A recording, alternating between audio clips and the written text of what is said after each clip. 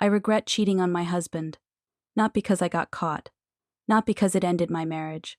I regret it because once he knew, he didn't leave. He stayed close. He watched me like I was a stranger in my own house. And then he made sure I understood exactly what I'd done. By the time I realized what was happening, he wasn't just done with me. He was already choosing my sister. Before we start, please like, share, and subscribe. These stories take time to make, and your support helps keep them coming. My name is Marilyn Bush. We live in Southern California, outside San Diego.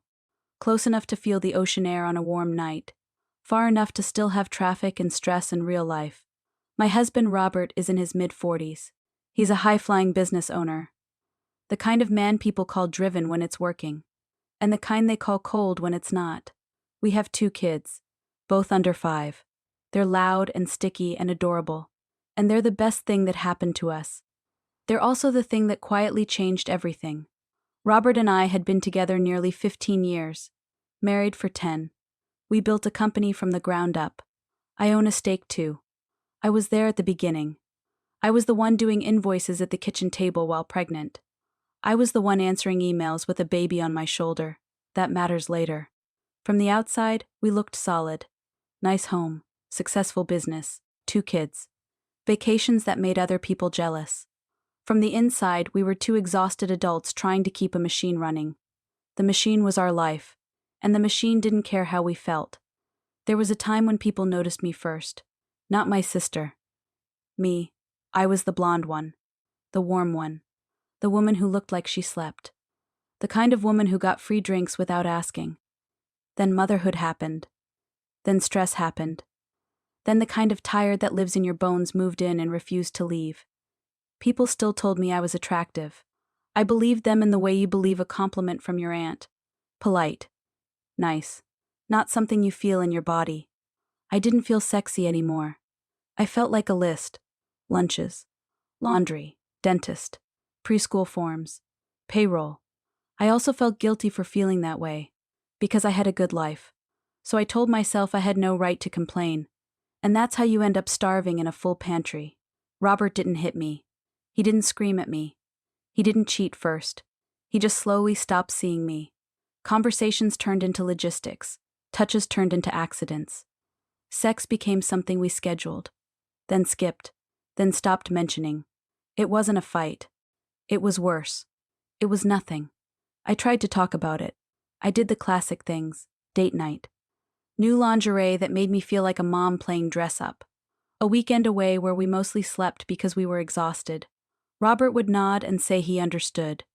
Then he'd go right back to his laptop. He always had a reason. Quarterly numbers. A client crisis. An employee problem. And maybe those reasons were real. But so was my loneliness. That's the part people judge. They think cheating starts with lust. Sometimes it starts with silence. It started for me with attention. A man at the gym. My personal trainer. His name was Evan. He wasn't some movie star. He was just present. He looked me in the eye when I talked. He told me my shoulders were strong. He laughed at my jokes. One day I complained about being tired. He said, "You don't look tired. You look like you're carrying too much." I almost cried on the treadmill. That's how low the bar was. The first time was in his car. After a session. Windows fogged. Music low. I told myself it was a mistake. The second time I told myself it didn't change anything. By the third time, I stopped pretending it meant nothing. I wasn't trying to leave Robert. I was trying to feel alive without blowing up my life. That's coward logic. It works until it doesn't. Evan wasn't love. He was a mirror. He reflected back a version of me that I thought was gone. And I kept going back to that reflection like it was medicine. I also cheated with one other man. A client contact I met at a conference. That one was pure ego. The kind of thing you do when you want to prove you still can. I'm not proud of it. I'm telling you because it's the truth. I built a little secret life. And I thought I was clever. I wasn't clever. I was reckless. One night I met the conference guy at a hotel. A fancy one. White marble. Soft lighting. The kind of place that smells like expensive soap and bad decisions. I didn't even look at the card when I handed it over. It was the company card. Our company card. the one Robert and I used for business travel. I paid for my affair with money my husband helped earn. I didn't think about it. I just wanted the room. I just wanted to feel wanted. I wasn't thinking like a partner. I was thinking like a thief. That hotel charge was the first domino. Robert saw it on the statement. He didn't confront me. He didn't ask questions. He didn't throw the card at my face like in the movies. He stared at it, longer than he should have. He didn't say anything. He just filed it away. After that, he started watching me. Not obviously. Not like a spy movie. More like a man who suddenly realizes he's been living with someone he doesn't know. He asked little questions. What time are you going to the gym? Who is that texting you? How was your meeting? He wasn't loud. He was calm. And that calm made me feel like I was being weighed. A few weeks later, I told him I had a meeting. I lied. I was going to see Evan. I didn't see Robert's car behind me. I didn't notice the way he kept just enough distance to not be obvious. I didn't know he'd already decided he needed to confirm what he suspected. I parked near the gym. Evan met me in the lot. I greeted him like a woman who'd forgotten she was being watched. My hand on his arm. My smile too soft. The kiss wasn't quick. It was familiar. Robert saw it. All of it. Later he told me the moment he saw that kiss, something in him went cold. Not broken. Not hysterical. Just clear. And then he didn't confront me. That was the part I didn't understand at the time. A normal person would have exploded. A normal person would have demanded answers. Robert did something else. He got mean. Not all at once.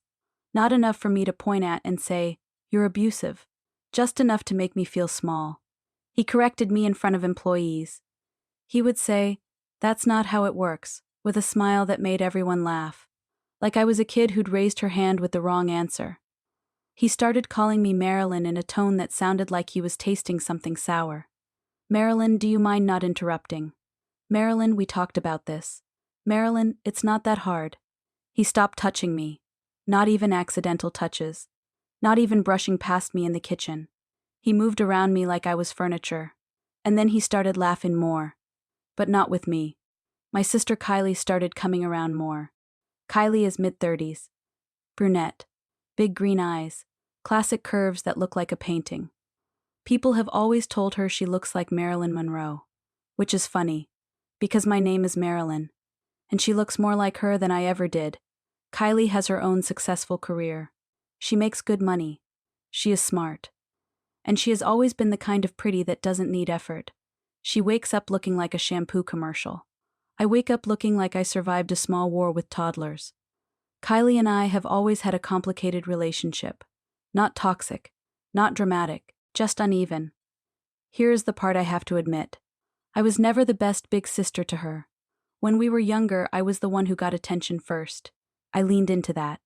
I liked it. And I wasn't gentle about it. If a boy liked her, I would tease her. If she was excited about something, I would act like it wasn't a big deal. I told myself it was normal sister stuff. But looking back, I can see it. I was insecure. And I made her feel smaller so I could feel bigger. I didn't hate her. I loved her. But I also competed with her.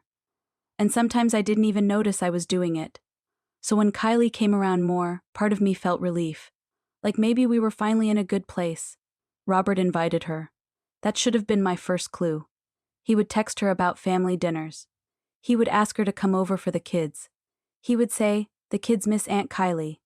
And they did. Kylie was good with them. She played on the floor. She listened. She didn't act like they were an inconvenience. I told myself it was nice. Support. Family. Help. But something in Robert's tone was off. He would ask Kylie about her day. Really ask. He would listen. He would laugh at her stories. He would hold eye contact. The kind of eye contact I used to get from him. Before I started lying. One Sunday, Kylie was in our kitchen making coffee. She wore a fitted sweater and jeans like she was going to a casual photo shoot. I was in leggings and an old shirt with applesauce on the sleeve. Kylie looked at me and said, "You okay, Mare?"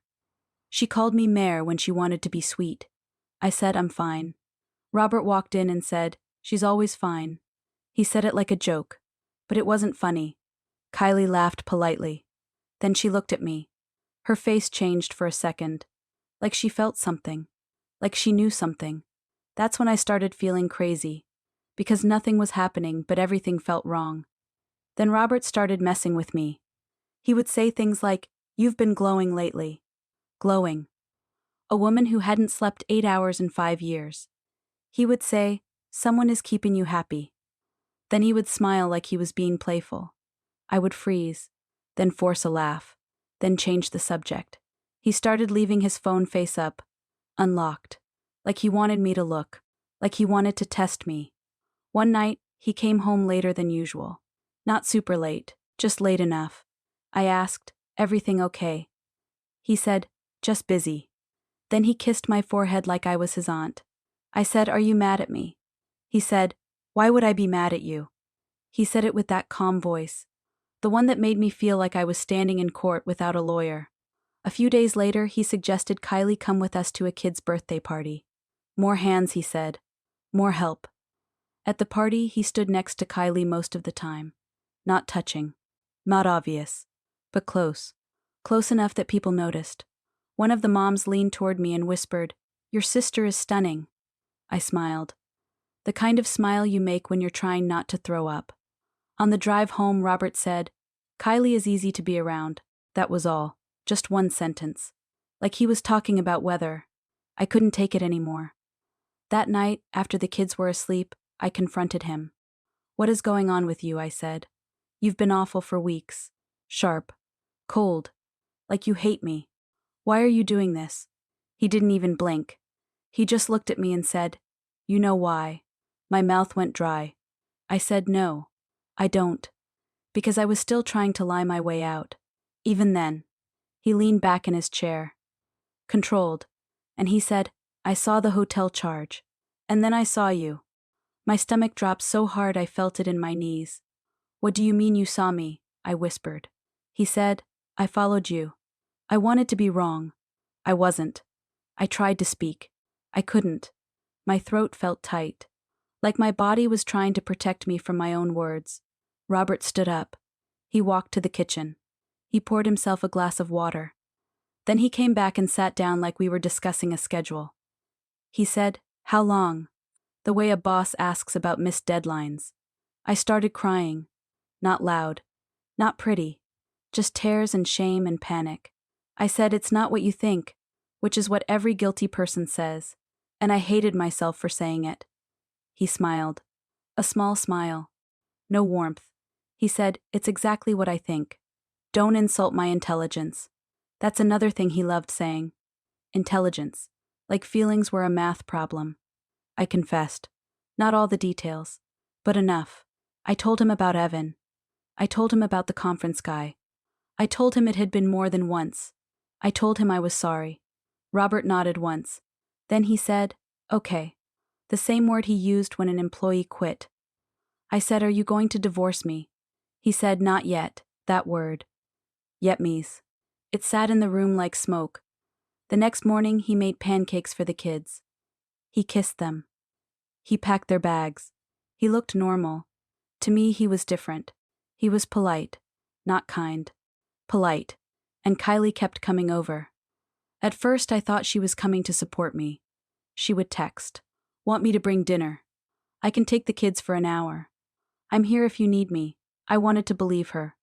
I wanted my sister. I also felt something else. A weird old guilt. Because I remembered being 20 and making fun of her for crying over a boy. I remembered telling her, "Stop being dramatic." I remembered stealing the spotlight sometimes. I remembered laughing when she was hurt. Now I was the one hurting. And I didn't want to be alone. Kylie came over on a Tuesday. She brought takeout. She sat with me at the kitchen table. She said, "I'm sorry, Mare, for whatever is happening between you and Robert." She didn't ask. She didn't push. She looked almost sad. I said I screwed up. I did something stupid. And now I don't know what he is doing. He's acting like he's punishing me. Like I was the first person to invent consequences. Kylie said, "Robert can be harsh. He always has that edge." I laughed through tears. Edge is a cute word for it. He's being a jerk. There. I said it. Kylie smiled a little. Then she looked down at her food.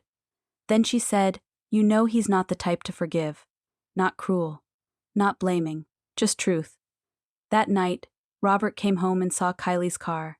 He didn't look surprised. He didn't look annoyed. He looked pleased. He walked in and said, "Hey, Kylie." Then he looked at me. "Hey, Marilyn." I said, "We are eating." He said, "Great." Then he sat down with us. Like we were a normal family. He started talking to Kylie about a book she was reading, a podcast she liked, a trip she wanted to take. He sounded interested, engaged, the version of him I'd been begging for. And I sat there thinking, this has to be on purpose. This has to be some psychological torture. Because no one turns on charm like that by accident. After Kylie left, I confronted him again. "You are doing that on purpose," I said. "You're being different around her. You're making me watch it." Robert said, "Am I?" He was calm. It was always calm. I said, "Stop." He said, "Stop what?"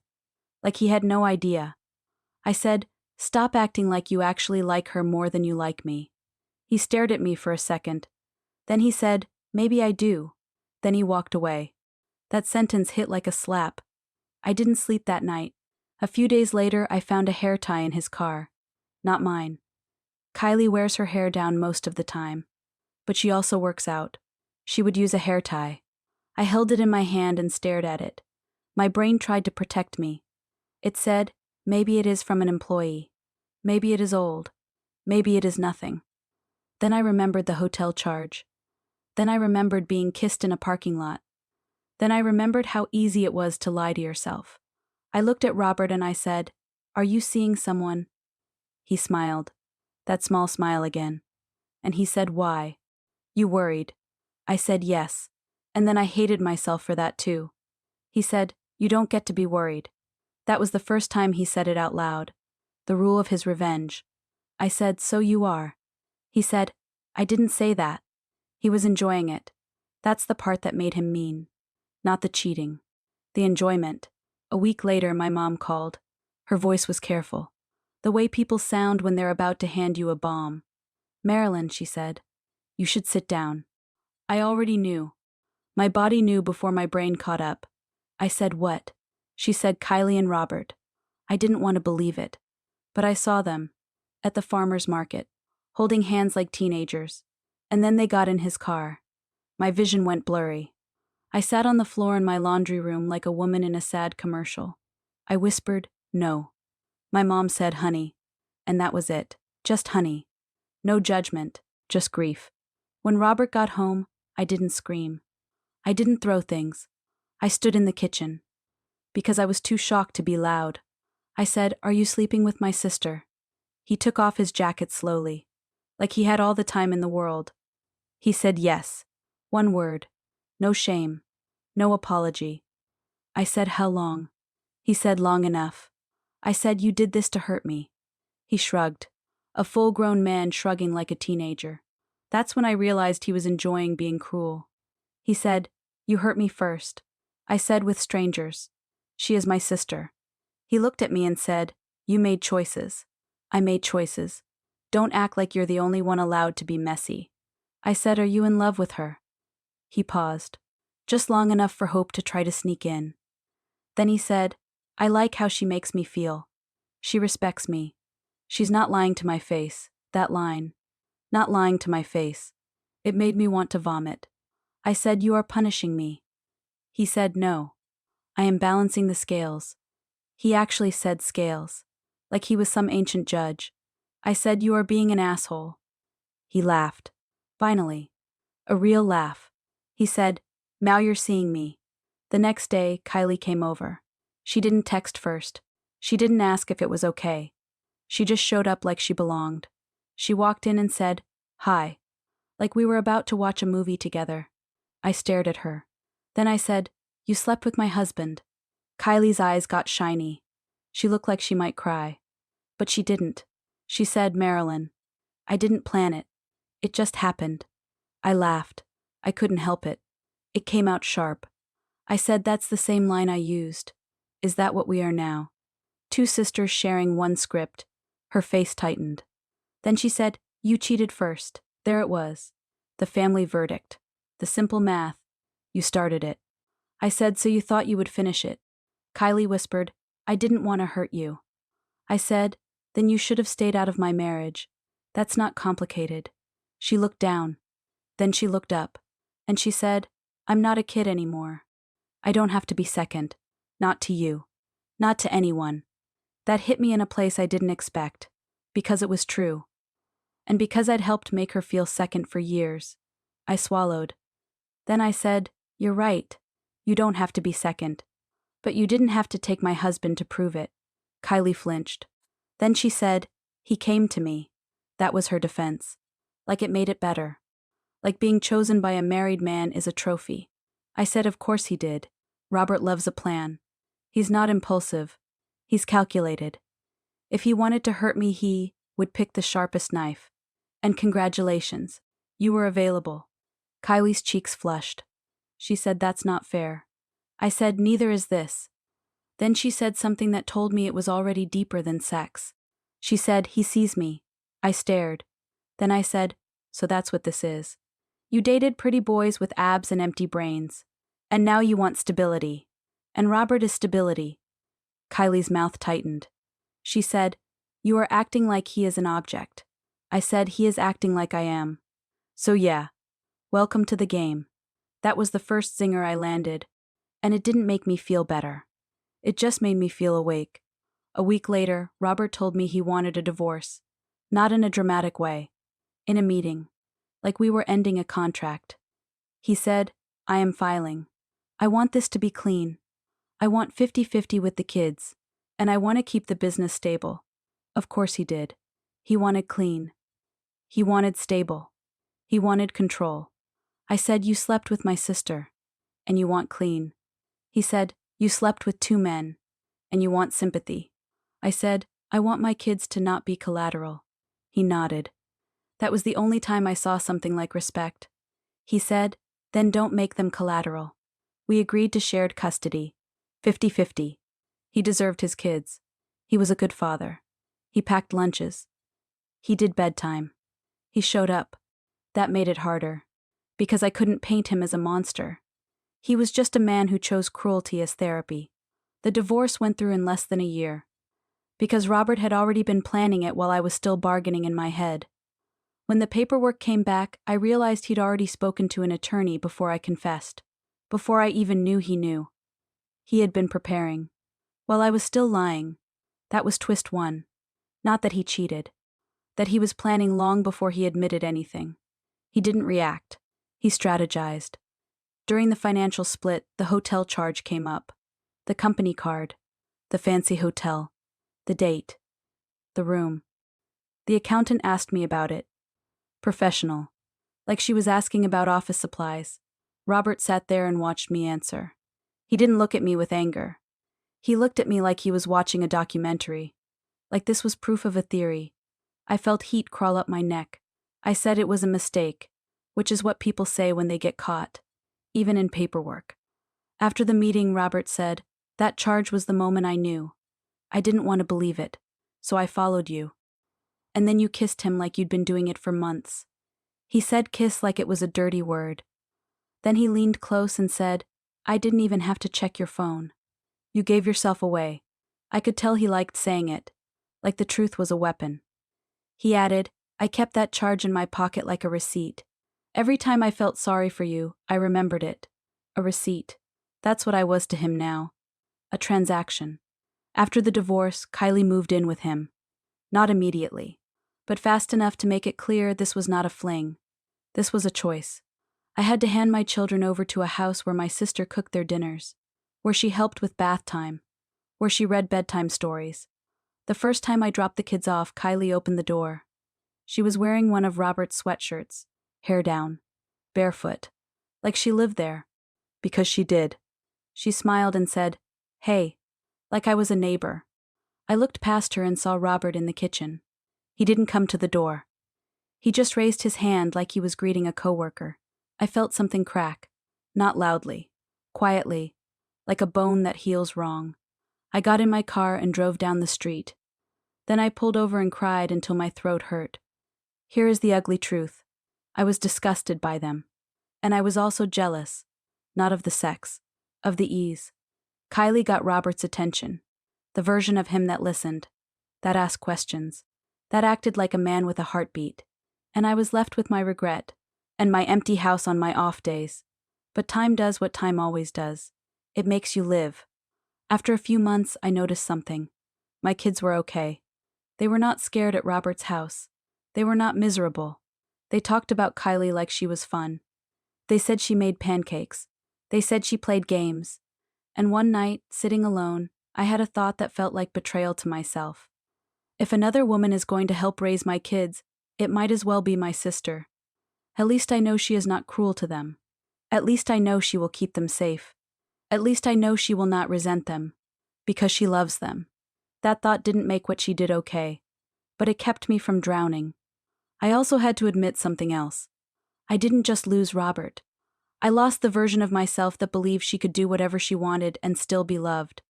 I had been careless. And Robert made sure I paid. This is where I want to ask you something. If you have ever made a mistake that you knew was wrong, and then watched someone punish you in a way that went beyond the mistake, leave a comment.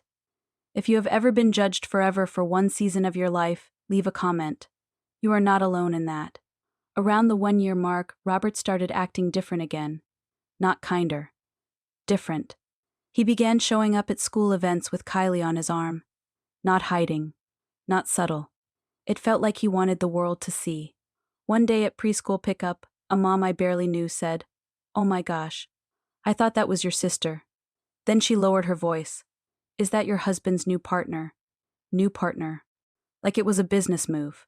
I said yes. Then I smiled. Then I got in my car and screamed once, just once, into the steering wheel. Because I couldn't scream at anyone else. Here is the second twist, the one around the 30-minute mark in a 45-minute story. It is not the cheating. It is the reason.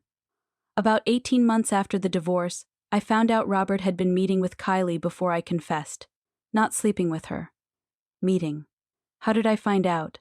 Because I found an old calendar screenshot on my iPad. The one synced to the business account. A meeting labeled K Private. No description. At a cafe near our house. The date was 2 weeks before I confessed.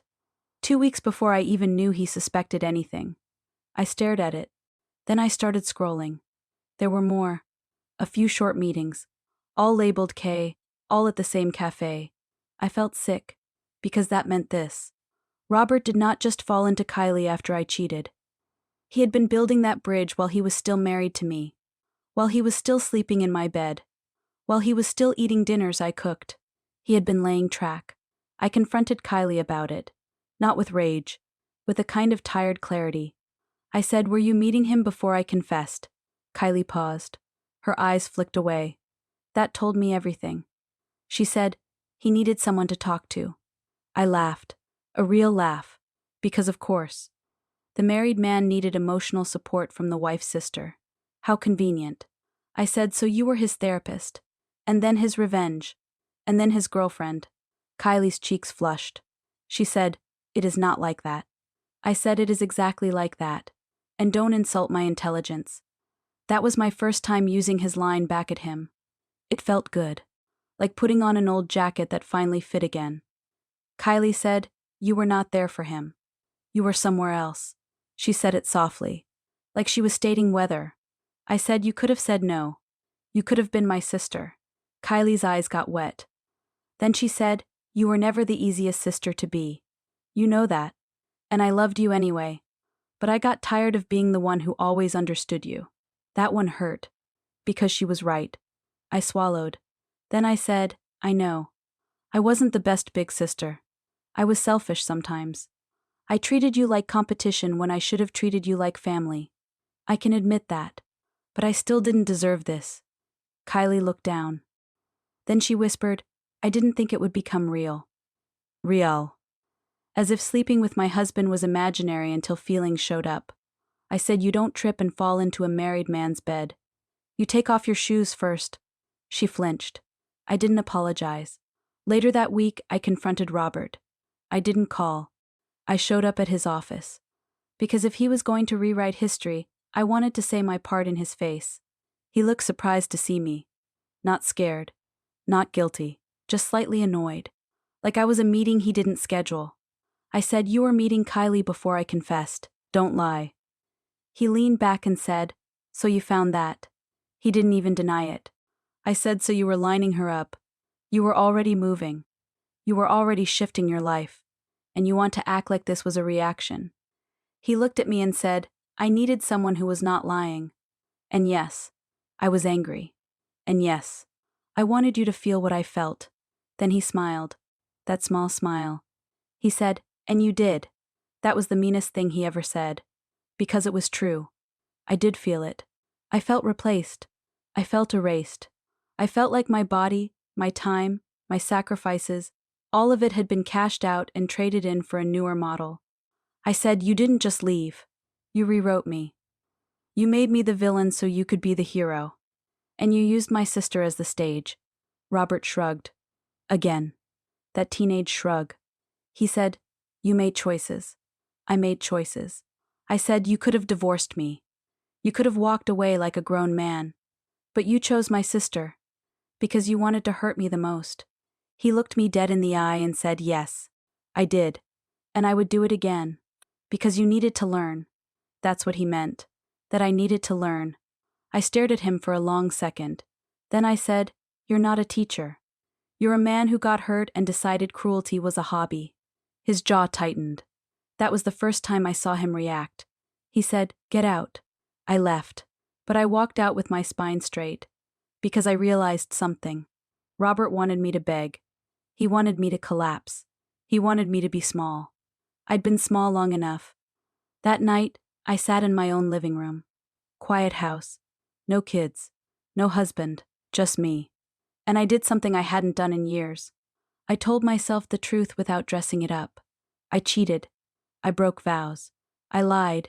I did harm. And Robert did harm too. Deliberately. With precision. And he enjoyed it. Two things can be true. That thought changed my life. Because it meant I didn't have to choose a side of myself to save. I could own my mistake without accepting their cruelty as my punishment forever.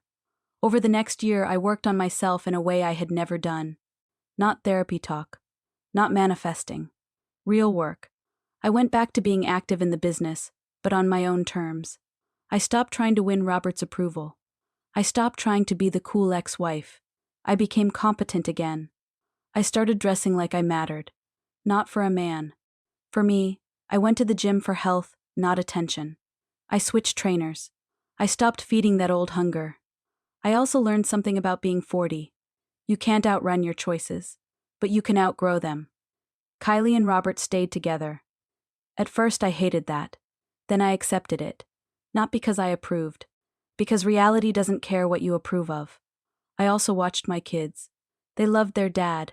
They were safe in his home. They were safe around Kylie. And I thought, okay, I can't control their relationship, but I can control mine. So I made a decision. I would be amicable. Not friendly. Not close. Amicable. For my kids. I stopped making little comments. Stopped asking questions I didn't want answers to. Stopped checking social media. When I dropped the kids off, I smiled. When I picked them up, I thanked them. I kept it boring. Because boring is peace. One day, about 3 years after everything blew up, Kylie tried to apologize. Not for sleeping with Robert. For how uncomfortable everything became. That is what she said. Uncomfortable. Like my life was an awkward chair. She stood in the driveway while the kids played inside. She said, "Marilyn, I know things got messy. I didn't mean for it to hurt this much." I stared at her. Then I said, "You don't get to decide how much it hurt." She swallowed. She said, "I know." Then she said, "I want us to be okay." I took a breath. Because I'd waited for this moment for years. To see what I'd do when she offered a door back. And I said, "I don't hate you. But I don't need you." Kylie's eyes filled. She nodded. Then she walked back inside. That was my ending with her. Not a reunion. Not a war. Just a boundary. As for Robert, we became something like respectful strangers. He stopped being openly cruel over time.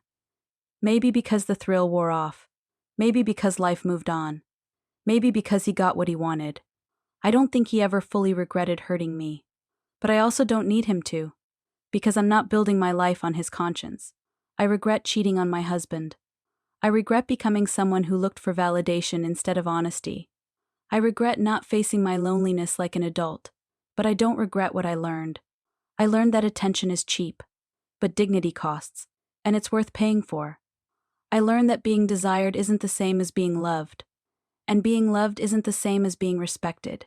I learned that I wasn't the best sister to Kylie when we were younger, and I regret that too, because it taught me a lesson. Sometimes old wounds don't disappear.